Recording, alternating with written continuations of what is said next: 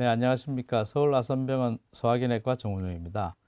오늘 제가 말씀드릴 내용은 이 시니어에서의 위장관 관리에 대해서입니다. 실제 이제 나이가 든다는 것은 숫자로만 나이가 드는 것이 아니라 우리의 신체 육체적인 나이나 또 기능적인 부분에 있어서도 조금씩 퇴화되는, 그리고 속도가 느려지는 그런 것을 의미하죠. 그래서 슬라이드에 보여드리다시피 상당히 이것은 어떤 질병이 아니라 생리적인 현상으로 이해를 하셔야 되고요. 그 나이대에 맞는 정상적인 반응이다라는 것을 인식을 해야 됩니다. 이제 사실은 젊었을 때하고 비교를 하면 상당히 비정상적으로 느껴지죠. 그런데 이것이 비정상이 아니라 정상이다. 이제 지금 이 나이에 있어서 이런 정도의 어떤 행동, 또 증상, 또 여러 가지 불편한 모습들은 이 나이에 내가 겪어야 될 그런 나이에 최적화된 그런 상황이다라는 것을 잘 아시는 게 필요하고요. 따라서 내가 정상화를 시켜주는 노력이 좀 필요할 수 있습니다. 자, 그렇다면 노인의 정의가 어떻게 될까요? 옛날 같으면은 환갑 잔치하고 나면 이제 세상 다 살았다. 저희 그렇죠. 80년대 혹은 90년대 중반까지만 해도 그런 상황이었는데요. 예, 아, 공식적으로 노인은 65세 이상을 말합니다. 65세에서 74세까지가 적어드렸듯이 연소 노인이고 85세 이상은 초고령 노인이라고 이렇게 분류가 되어 있습니다. 네, 조금 전 말씀드렸듯이 나이를 거슬리면 안 됩니다.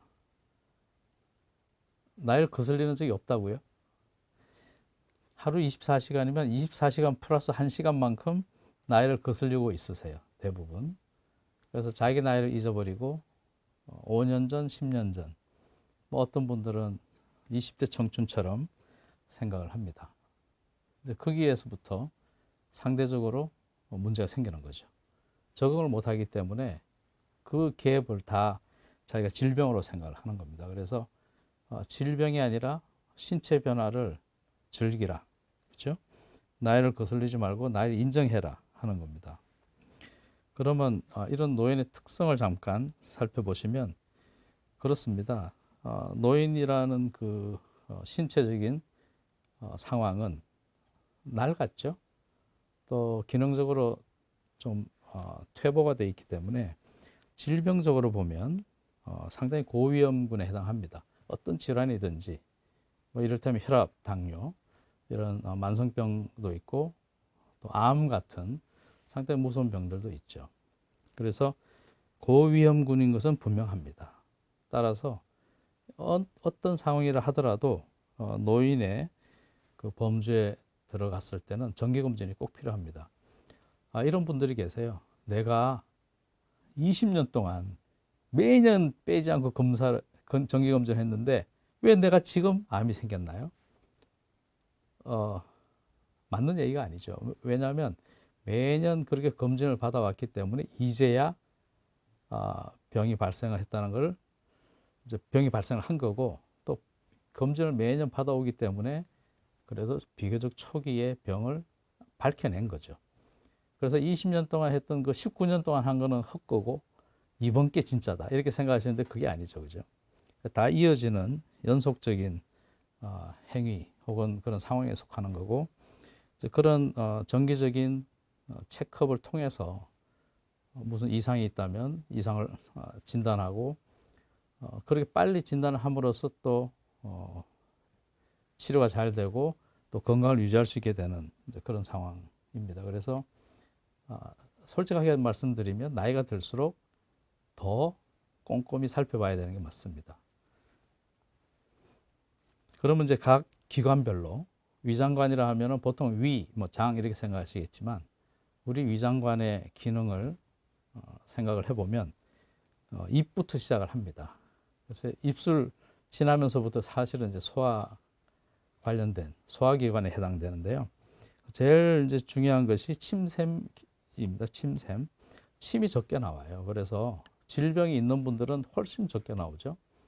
질병이 없는 분이라 해도 침샘에서 침을 만드는 기능이 점점 줄어들기 때문에 과거에 비해서는 입이 자꾸 마르게 됩니다. 그래서 입마름 병이 있는 분도 있지만 생리적으로 입마름이 생길 수밖에 없는 그런 상황이 된다는 것이죠. 질병과 생리적인 걸 어떻게 구별할 거냐? 물론 당연히 병원에서 일정한 진단은 필요할 겁니다. 그렇지만 상당히 많은 경우에는 질병으로 진단이 되질 않고 이건 어느 정도 노인성 질환입니다. 이렇게 진단이 될 가능성이 높죠. 그래서 어떻게 할까요? 네. 크게 뭐 특별한 방법은 없습니다. 제일 중요한 게 좀 따뜻한 물을 좀 자주 드시는 거, 그리고 습도를 유지해 주는 게 중요하고요. 근데 사탕을 좀 물고 있으면 침이 자극이 됩니다. 그래서 그 남은 한 방울이라도 나오게 하는 그런 역할을 할 수 있어요. 그렇지만 당분이 많으면 또 이제 당뇨에 대한 걱정이 있을 수 있으니까 당분이 최대한 최소한으로 들어있는 그런 사탕을 입에 좀 물고 있으면 침이 좀 더 나올 수 있다는 것을 알고 계시면 좋겠고, 약국에 가시면은 침샘을 자극하는 약재가 있습니다. 그 효과는 개인별로 차이가 많은데요. 연고 형태로 나오는 것도 있고 뿌리는 형태로 나오는 것도 있어요. 그래서 이 침샘 자극하는 약을 한번 좀 사용을 해보시는 것은 도움이 될 수 있습니다. 그래서 어떤 분들은 상당히 도움을 많이 받고 있는 상황이고요. 그렇지만은 개인차가 상당히 심하더라고요. 그래서 어쨌든 이런 몇 가지 노력을 통해서 입마름을 해결하거나 아니면 또 적응해 나가는 그런 과정이 필요합니다. 이제 거기서 내려오면 식도가 되겠죠. 식도는 입에서 위를, 여기 입이죠. 입에서 위를 연결하는 그 중간 통로 역할을 해줍니다. 자, 통로가 이제 긴 통로죠. 터널처럼. 그래서 우선 음식물을 삼키면 아주 차근차근 일정한 속도로 위로 이 음식물을 내려보내는 역할을 하는데, 문제는 상당히 25cm 정도 되는 길이이기 때문에 아주 유기적으로 잘 운동을 해주지 못하면 어딘가에는 걸린다는 거죠. 그래서 질병이 없다 해도 단지 어느 일부분에서 잠깐 딴 생각하는 사이에 잠깐 딱 0.5초 딜레이가 되면 거기서 딱 걸리는 느낌을 받게 돼요.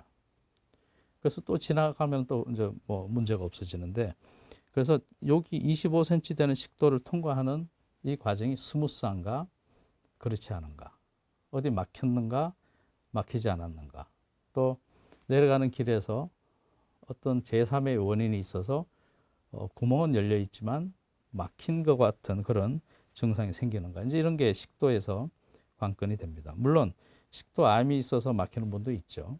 그래서 이 삼킴 곤란이 있을 때는 기본적으로 내시경 검사는 필요할 겁니다. 내시경 검사 후에 여러 가지 검사, 뭐 기능 검사도 있을 수 있고요. 그래서 여기서 내려가는 부분에 각 부분별 위쪽, 중간, 아래쪽에서 문제가 발견되지 않으면 결국은 이 느낌의 문제죠. 검사에서 이상이 없고 나는 불편하다. 이럴 때 가장 중요한 문제는 음식물이 식도를 통해서 내려가는 그 속도의 문제로 볼 수가 있습니다. 젊었을 때는 아주 빠릿빠릿하게 내려가죠. 나이가 들면서 내려가는 게 좀 천천히 내려가게 돼요. 스트레스 받으면 더 심하고, 또 아침에 자고 일어나면 식도가 그동안 좀 쉬다가 아침에 활동을 하기 때문에, 물론 뭐 쉬지는 않겠지만 상대적으로 쉬다가 다시 운동을 하기 때문에 잠깐 첫 숟가락이 걸릴 수가 있습니다. 그래서 이런 속도 문제는 인위적으로 어떻게 할 수가 없어요. 그래서 삼킴 곤란을 느끼시는 분들 중에 검사를 했더니 별 문제가 없더라. 그러면 이게 나이의 문제가 있을 수 있다. 그래서 말씀드린 것처럼 아침에 일어나서 좀 특히 불편하다. 그럼 아침에 일어나서 어떻게 하면 좋죠? 침이 적게 나온다 그랬죠.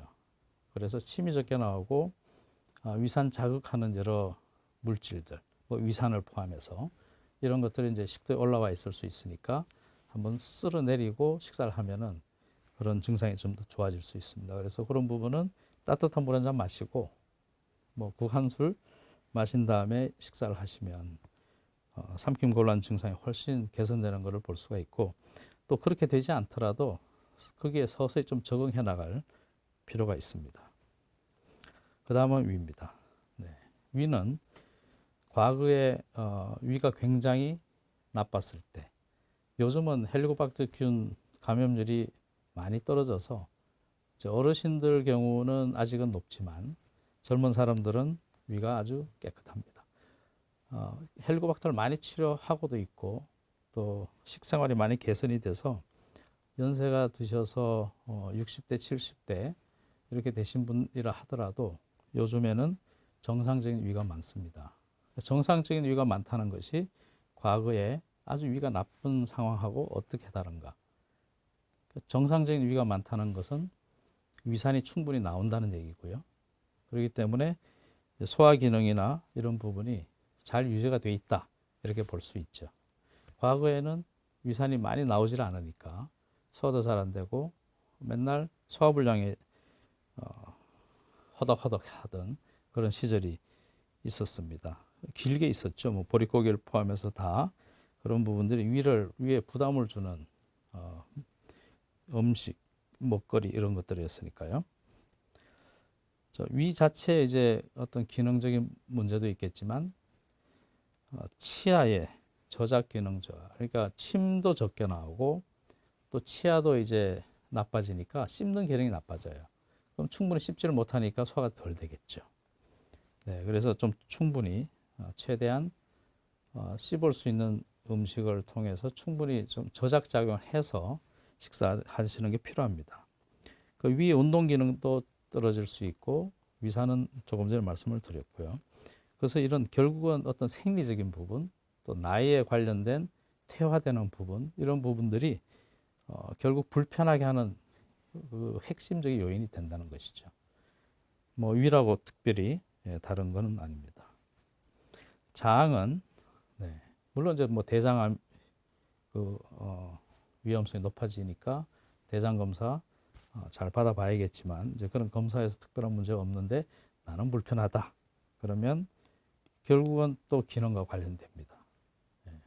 대장이 하는 역할은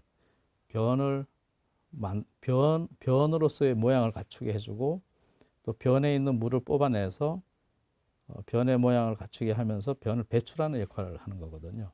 근데 그 기능이, 운동 기능이 떨어지면 변비가 잘 생길 수밖에 없습니다.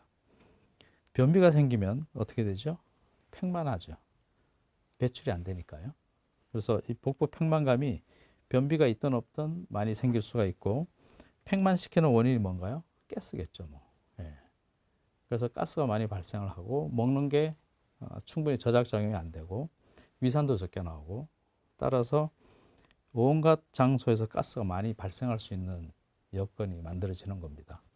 따라서 이제 거꾸로 얘기하면 어떤 침을 충분히 나오게 잘 자극을 해주고 음식을 잘 먹고 또 위에 있는 우리가 치료할 수 있는 질병들을 치료해서 위산을 잘 나오게 만들어주고, 그리고 적절한 운동을 하게 되면 이런 장의 현상들은 많이 감소할 수 있을 걸로 보입니다.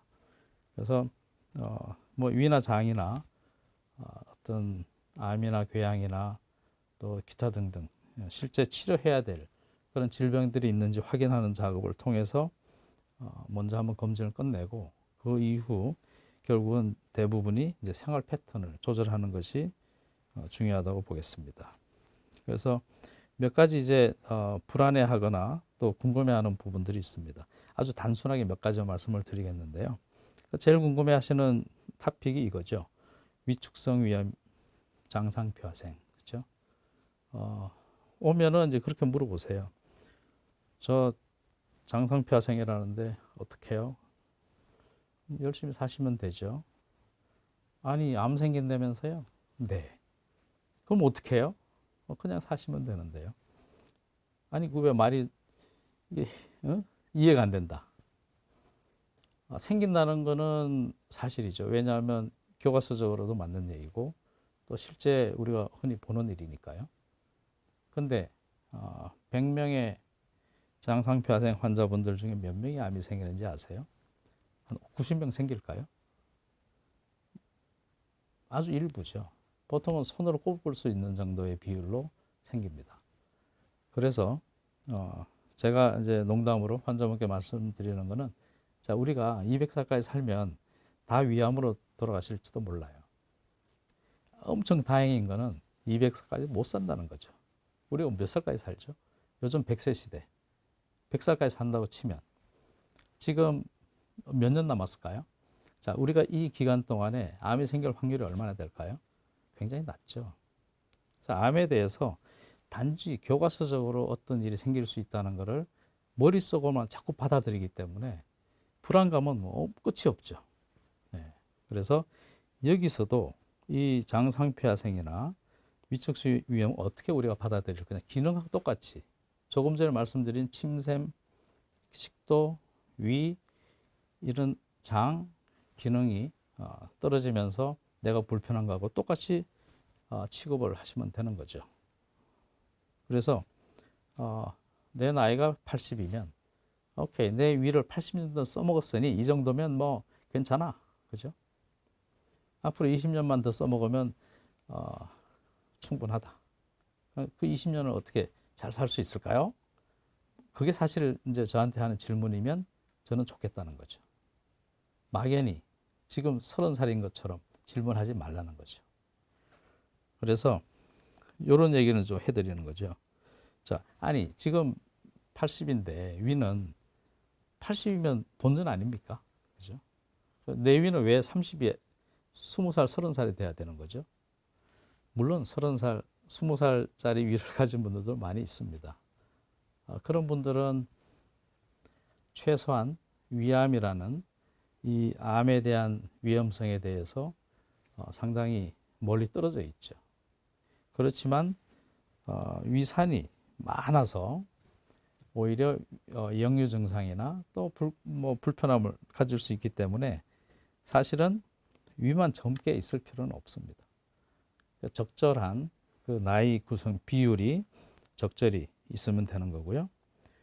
그래서 노화되는 과정을 즐기는 것이 즐겁지는 않겠지만 잘 적응해 나가고 같이 위도 몸도 마음도 거기에 맞춰서 생활하는 게 제일 좋지 않을까 싶습니다. 두 번째는 나는 불편한데 왜 검사 결과는 정상인가? 흔히 듣는 얘기죠. 증상하고 검사 소견은 완전히 별개입니다. 하나는 지구에 있고요. 또 하나는 저 화성에 있습니다. 이 화성에 있는 거하고 지구에 있는 게 무슨 관계가 있을까요? 전혀 관계가 없죠. 그죠? 예, 그래서 완전히 별개다. 검사가 정상이라는 거는 내가 아직 건강하구나.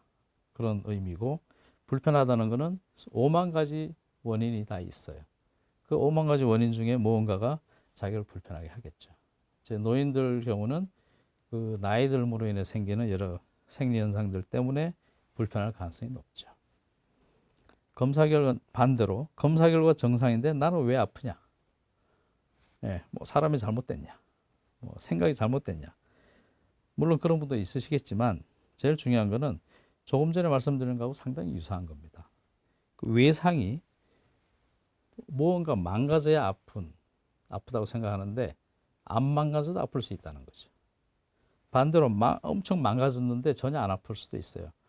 아까 지구하고 화성 얘기지만 이 문제는 지구하고 달나라 정도 얘기일 수도 있습니다. 서로 관계가 없을 수 있는 거죠.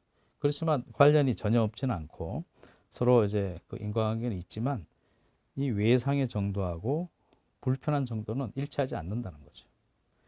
네. 마지막 슬라이드입니다. 그럼 도대체 어떻게 생활해야 되느냐? 그렇죠? 잘 생활하시면 됩니다. 어떻게 잘? 네.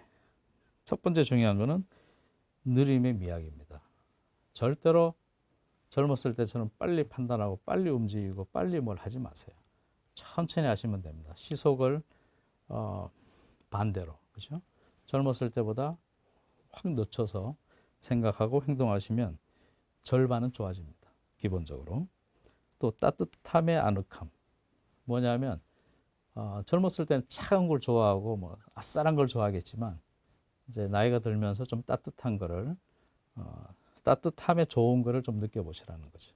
특히 이제 식사할 때 따뜻한 물 한 잔 이런 것들이 하루를 좀 편하게 해줄 수가 있습니다. 마지막 단백질, 아기로의 회귀. 예. 뭐냐면 엄청 잘 드시는 분들도 하루에 필요한 단백질 양을 섭취하지 못합니다. 젊었을 때야 뭐 엄청 때려 먹으니까 가능하겠지만 나이가 들면 그렇게 못 먹잖아요. 그래서 단백질 분말을 잘 활용하시면 좋겠다는 겁니다. 그래서 단백질 분말은 어디서 파느냐? 슈퍼에서 팔죠. 애기로의 귀환. 요건 제가 그냥 뭐 의미가 없게 적어놨는데요. 물에 타서 충분한 양을 드시는 것이 건강을 유지하고 또 근육 양을 유지하는 데 크게 도움이 됩니다. 네, 고맙습니다.